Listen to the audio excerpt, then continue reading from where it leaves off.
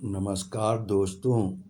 आज की कहानी है बेताल पच्चीसी की छठी कहानी, पत्नी किसकी। धर्मपुर नाम की एक नगरी थी। उसमें धर्मशील नाम का राजा राज करता था। उसके अंधक नाम का दीवान था। एक दिन दीवान ने कहा, महाराज, एक मंदिर बनवाकर देवी को बिठाकर पूजा की जाए तो बड़ा पुण्य मिलेगा। राजा ने ऐसा ही किया। एक दिन देवी ने प्रसन्न होकर उससे वर मांगने को कहा। राजा के कोई संतान न थी।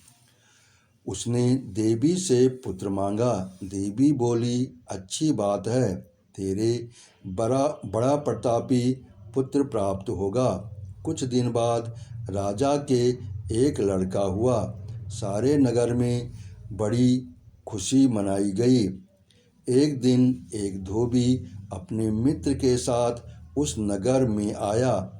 उसकी निगाह देवी के मंदिर में पड़ी। उसने देवी को प्रणाम करने का इरादा किया।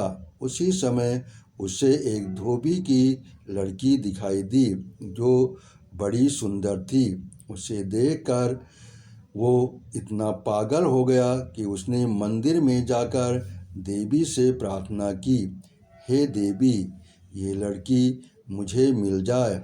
अगर मिल गई तो मैं अपना सिर तुझ पर चढ़ा दूंगा। इसके बाद वह हर घड़ी बेचैन रहने लगा। उसके मित्र ने उसके पिता से सारा हाल कहा। अपने बेटे की ये हालत देखकर वह लड़की के पिता के पास गया और उसके अनुरोध करने लगा कि दोनों का विवाह हो गया। विवाह के कुछ दिन बाद लड़की के पिता यहाँ उत्सव हुआ। उसमें शामिल होने के लिए न्योता आया। मित्र को साथ लेकर दोनों चले। रास्ते में उसी देवी का मंदिर पड़ा तो लड़के को अपना वादा याद आ गया। उसने मित्र और स्त्री को थोड़ी देर रुकने को कहा और स्वयं जाकर देवी को प्रणाम कर और इतनी जोर से तलवार मारी कि उसका सिर धड़ से अलग हो गया।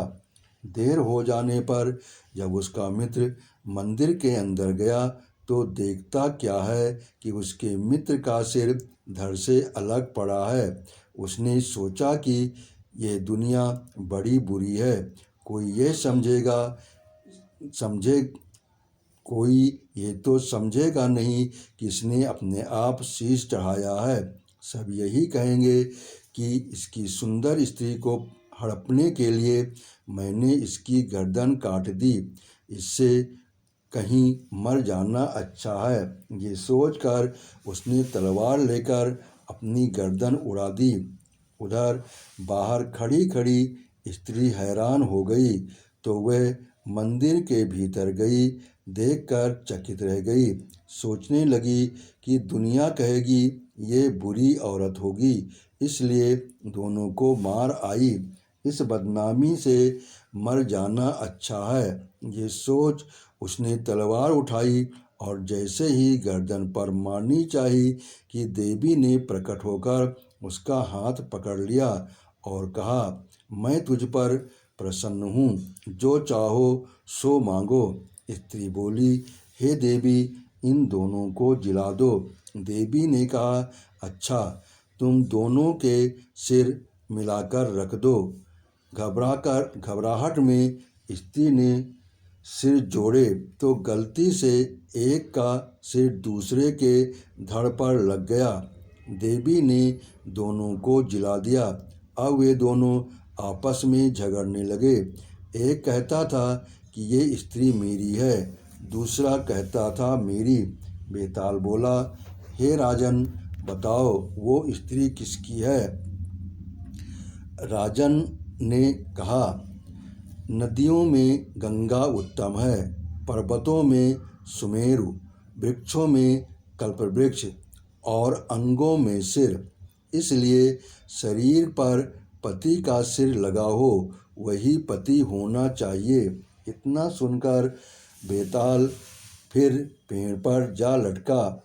राजा उसे फिर लाया तो उसने 7वीं कहानी सुनाई। 7वीं कहानी अगले पार्ट में सुनेंगे।